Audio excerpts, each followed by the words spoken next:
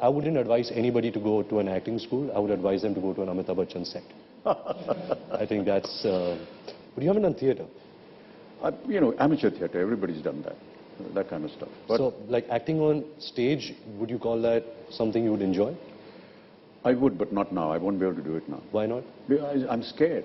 It's tough to be on theatre. It's very tough. I won't remember my lines. That's to start off with. But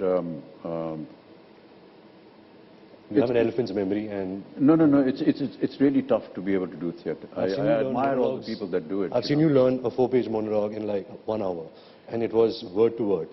That's another question I always wanted to ask you: is do you always stick to the script, the dialogues, or do you like to improvise? No, I stick to the script because I just feel that the writer is the most important person in a film. He's not just a writer, he's an actor, he's a director, he's a set designer, and he's a music director. Because when he writes those lines, he imagines everything. And it's the toughest job to do. So if he's written something, he's gone through this entire process, and he's gone through this process with his director, with everyone. And I feel it's very disrespectful to say, hey, this is rubbish. I'm going to say what I feel like saying. I just want to respect that. So never thought of direction? Oh, no. Why not? I don't know how to direct. I don't know how these people do it. I mean, to direct is to tell a story, right? And I'm sure you'll have some story to tell us. No, but to tell a story through a lens, that's tough. How do you know where to put a trolley or a crane, what lens to use, and where to walk? How to tell the artist, I want you to do this here and do this there. I'm unable to do that. Can you write a story though? I've never tried. Never tried. Because it happens to me, that I wake up one day if I'm going to sleep, I get this really exciting, inspiring idea, and I share it with a couple of people and they react very well to it. And then I just get lazy and I can't take it anywhere because I don't have the knack of writing. Because I think writing is a skill which you're either born with or you're not. You can't really develop it. So that's why I wanted to ask you, did you ever write a story? Did you ever come close to writing a script? No, but this is a great quality. And I'm glad that you shared this with me because if you do have these moments, I would, even if you're in the middle of the night, just get up, put on the lights, speak it out. Now we have wonderful instruments. Just speak it out, record it. Give it to somebody if you're not writing it. Give it to a friend of yours who is a writer. And say, these are my thoughts. Can you write something on it? And you never know, something very valuable may come out of it.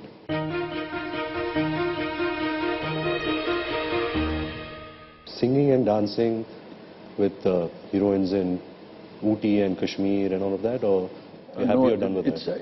It's a terrible labor. And I hate it. And because I had to do it as my profession, I've just gone along with it. And there were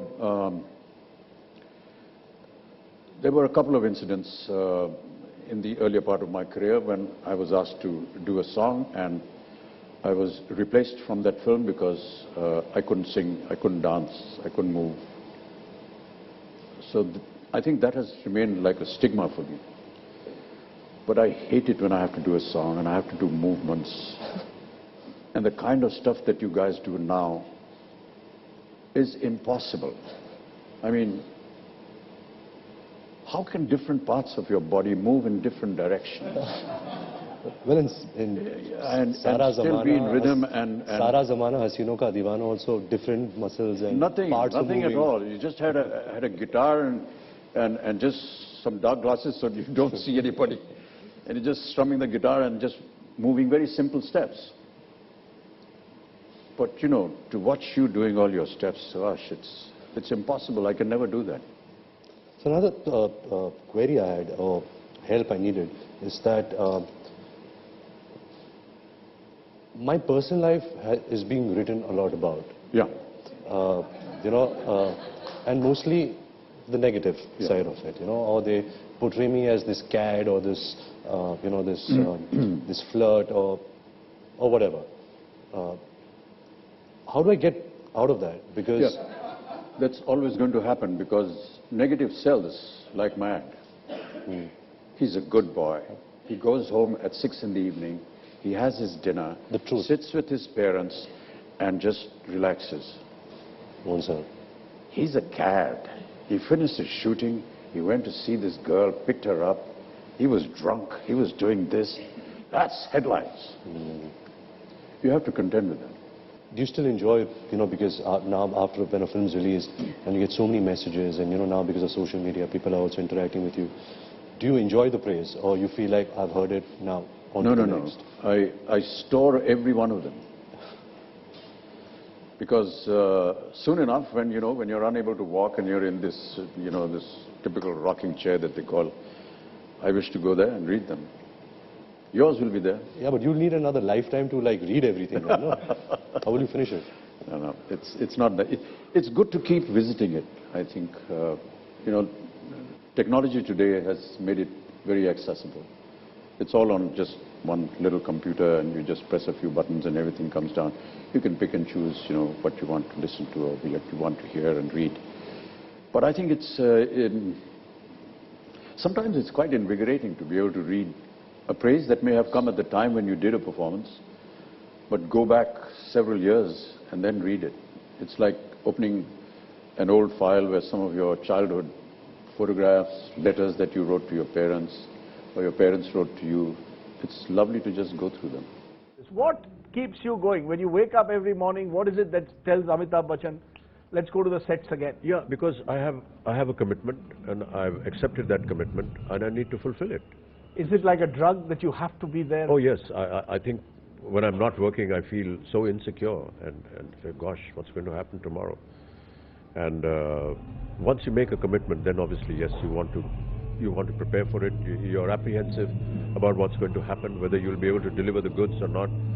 And it's very challenging. It's wonderful to live in that space, but that's the kind of apprehension that we enjoy it as much as you did in 1969? Oh yes. More I Do you hope. even remember Saath Hindustani now? Oh yes, I do. Do you think about it when you're on the sets here? It's now 38 years. There are many people, there are many locations, there are many incidents that happen in the studios that we have worked in, and sometimes you get nostalgic and you talk about it and nobody listens to you because why is this old man hammering about? यहाँ पर हमने ये film की थी और यहाँ पर ये film की थी और this was where I did this shot and this. You remember this. It's very natural. When I think of the stars that you acted with, Nutan, Hema Malini, Rekha, the works in the late 60s and 70s. I mean, do you sometimes feel, What am I doing here? What are you doing here? Yeah, I do. They're closer to your granddaughter's age, possibly. Absolutely. The average age on sets these days where I work is about 25, 30, and I'm, 75. So yes, there's a huge age gap, and I say, what am I doing here?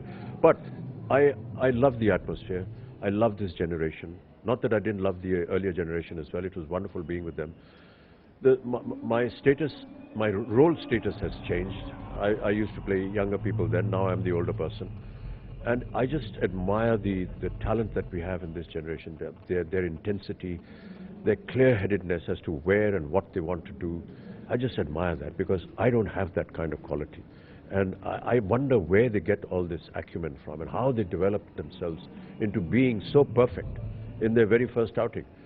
I have not got that confidence, but they have. And I hope that I can imbibe some of that myself someday. Easier acting with a Tapasi or a Deepika than a Nutan or a Hema Malini in those days? Absolutely, because at that time you're wondering, gosh, this is Nutanji, this is Hema Malini. Wahida Rahman. This is Wahidaji, who's, a great fan. And, I did a film called Reshma Shera, yes. and there were lots of shots that were taken in burning sands of Jaisalmer, and there were times when she used to be barefooted, and I used to run with her chappals and say, she's going to burn her feet. And from then to be playing her leading man, it's an incredible journey.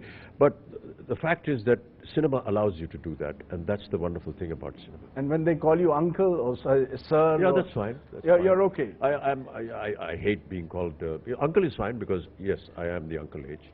Sir is not appropriate. Just my name would be fine. And how are you going to celebrate your birthday? Quietly. Quietly meaning just write a blog, have a birthday cake, celebration. I'm against this whole cake thing, you know. I mean, why do we have a cake? And nobody's been able to answer this question. Why do we have a cake? Why a cake? Where did this come from? Why candles? Why burn them? And then you blow them off. Why? For what reason? Maybe that samosa wala, you once told me about a story of a person who came with a box of samosas to you. I don't mind bringing khoya or some mithai or jalebi or something, kheer. They're lovely Indian dishes, but why a cake? So if someone wants to give Amitabh Bachchan a birthday gift, give me, I don't eat sweets, but give me anything. Give me khandvi, anything, you know, Indian. I'll be very happy with that. And you're happy to be with the family rather than have to come up on the terrace and wave? Well, you know, if there are people that want to see me, yes, I go out every Sunday to greet them. If there are people that want to meet me on my birthday, I go out especially to meet them. But, you know, I would rather be at home with my family.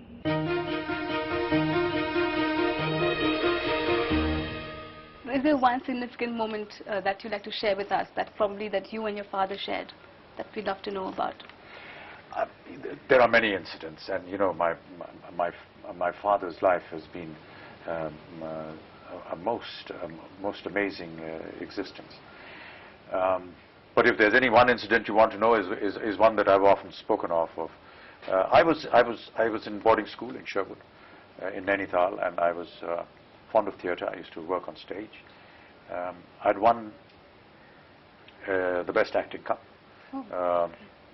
in 1 year, just prior to Senior Cambridge, which was the final year of school. And the next year, I was again in the school play, and the kind of role that I had and the expectation from everyone was that I was obviously going to win the cup again. But on the eve of the play, I got measles and I fell ill, and I was hospitalized and wasn't allowed to perform on stage, and this was devastating. You know, you're 12, 13, 14 years old, and it's Founders Week, and you know, parents come and visit you, and people come, and it's, you know, it's a great atmosphere, and you have the school play, and you're going to come up there and perform, and your parents, whom you haven't met for 6, 7 months, have come all the way from home to watch you, and that one moment of glory that you were about to be presenting to them has been snatched away by this illness. So you are devastated. And so I was in hospital, and our school was on a hillside, so our hospital building was here somewhere, and lower down was the playing field, and at the edge of the playing field was our hall, Millman Hall, where all our plays and meetings used to be held. And so from this position I could actually see and hear what was happening in the hall, because in the mountains sound travels really fast. And it was, I was broken absolutely. But the moment the play started, my father actually came up, because he was there to attend the Founders Week celebrations. And he came and sat with me throughout the duration of the play next to me, and just kept talking to me to keep my mind away from that, and gave me one of the most important and valuable lessons of my life, which was that agar tumhare man ka ho to acha, agar tumhare man ka na ho to zyada acha. I never understood this, you know. I was annoyed. I said, you know, how can you say this? I wanted to act in that play, and you are saying ki nahi hua to zyada acha hua. So he said, no, agar tumhare man ka nahi hua hai to wo bhagwan ke man ka hua hai, aur bhagwan jo hai वो तुम्हारे लिए कभी बुरा नहीं चाहेंगे, इसलिए वो ज़्यादा अच्छा है. And I find that I tend to use this with my kids when I want to explain to them something, you know, if there's a failure in their life, or if there's a failure in my life, or if there's a failure in a friend's life, I tell them, you know. Amit ji, आप जब सामने होते हैं शब्द हमेशा कम पड़ जाते हैं, समझ नहीं आता शुरू कहाँ से करें.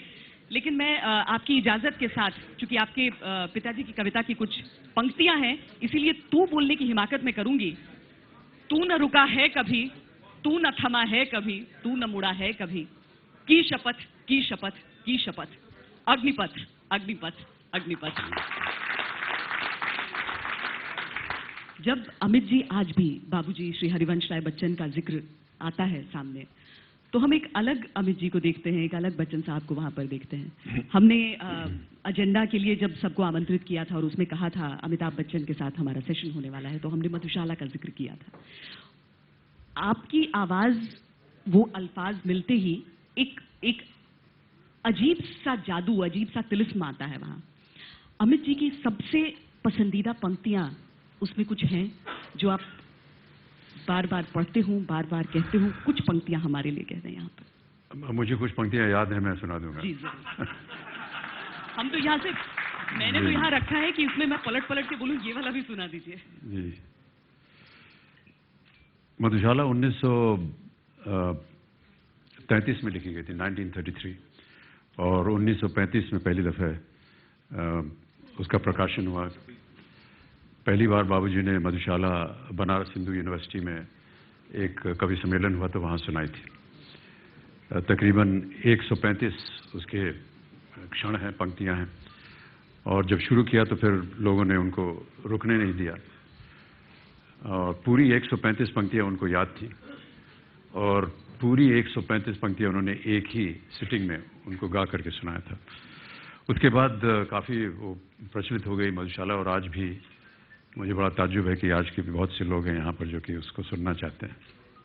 कुछ पंक्तियाँ उसकी सुना देता हूँ। बाबूजी तो इसे गा करके सुनाया करते थे, यहाँ तो गाने लायक मैं हूँ नहीं। कि मदिरालय जाने को घर से चलता है पीने वाला, मदिरालय जाने को घर से चलता है पीने वाला, किस पथ से जाऊं असमंजस में है वो भोला भाला। अलग अलग पथ बतलाते सब, अलग अलग पथ बतलाते सब, पर मैं ये बतलाता हूं कि राह पकड़ तू एक चला चल, पा जाएगा मधुशाला। एक बरस में एक बार ही जलती होली की ज्वाला, और एक बार ही लगती बाजी जलते दीपों की माला। दुनिया वालों, किंतु किसी दिन आ मदिरालय में देखो कि दिन को होली रात दिवाली रोज मनाती मधुशाला। मुसलमान और हिंदू हैं दो, एक मगर उनका प्याला, एक मगर उनका मदिरालय, एक मगर उनकी हाला।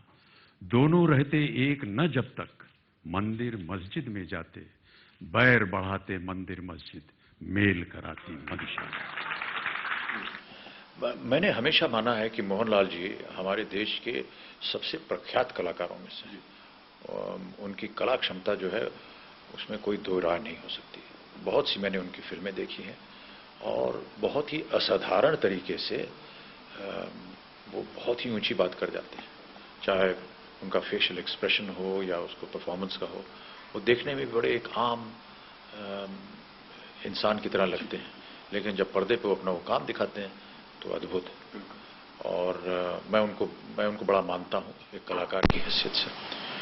तो जाहिर है कि उनके साथ काम करके मुझे बड़ी प्रसन्नता हुई, और ख़ास तौर से इस तरह के एक रोल में जहाँ पर वो मेरे साथ ही नहीं है बट जिनके खिलाफ मैं काम कर रहा हूँ, तो कहीं ना कहीं बुरा भी लगता है कि जिनको मैं एडमायर करता हूँ या जिनकी प्रशंसा करता हूँ, जिनको मैंने अपने दिल में बहुत नज़दीक रखा हुआ है एक कलाकार की हैसियत से, उनको मैं मारूं पीटूं तो वो अच्छा नहीं लगता है। लेकिन क्योंकि ये किरदार ऐसा था और उसको ऐसा करना है, इसलिए हमें करना पड़ा। बहुत ही अद्भुत कलाकार, बहुत ही नेक इंसान। और मैंने हमेशा माना है, देखिए कि दक्षिण भारत की जितनी भी फिल्म इंडस्ट्रीज हैं उनके अंदर जो अनुशासन है और जो संयम है वो हमारे नॉर्थ की इंडस्ट्री में नहीं है। दुर्भाग्यवश धीरे धीरे यहाँ भी परिवर्तन आ रहा है, चीज़ें बदल रही हैं, लेकिन वहाँ पर एक संयम और एक अनुशासन, एक डिसिप्लिन जो वहाँ का है वो बहुत ही अच्छा है। और मैं वो बड़ा आकर्षक एक उनका एक पहलू है। बहुत ही संभले हुए, सीधे, क्रिएटिविटी को, जो क्रिएटिव लोग हैं, डायरेक्टर्स को, प्रोडक्शन वैल्यूज़ को, समय के आभास को समझना और उसको एक रिस्पेक्टेबिलिटी देना, उसके लिए उनके मन के अंदर एक आदर पैदा करना, ये सब कुछ वहाँ पर है।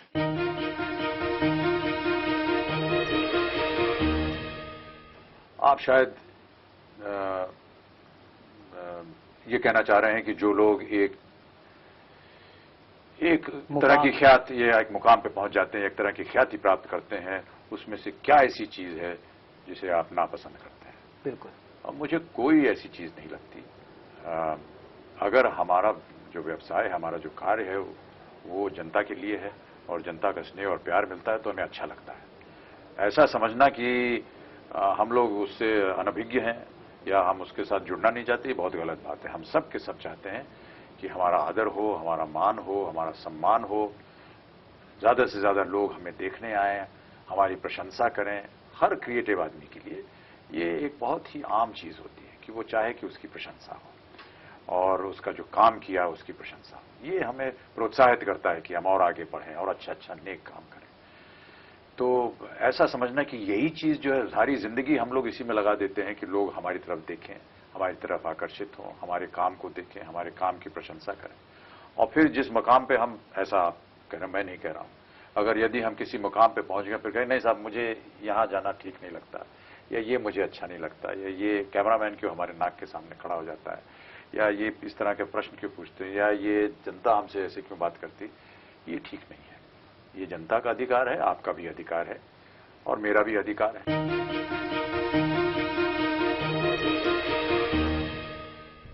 पहली बात तो यह है कि हाँ, मैं मध्यम वर्ग से का एक शख्सियत है मेरी, और मैंने अपने समस्त जीवन में जो अब तक मैं जिया हूं, मैंने कभी ये नहीं माना है कि मेरी जो श्रेणी है वो अब बढ़ गई है।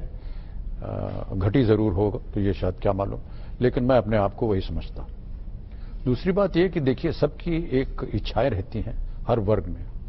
जो अमीर वर्ग है वो चाहता है कि और अमीर हो, और उसका वो धंधा है वो करता है, और ऐसा सोचने में उसकी भी बुराई नहीं है। मध्यम वर्ग है वो कहता है कि हमें अब एक अवसर मिला है आगे बढ़ने का, और मैं ऐसा मानता हूं कि देश के अंदर जो भी इकोनॉमिक रेवोल्यूशन आया है 1990 के बाद, उससे ये मध्यम वर्ग जो है वो बढ़ा है और बहुत सारी उपलब्धियां इनको प्राप्त हुई हैं, और अच्छा है देश के लिए।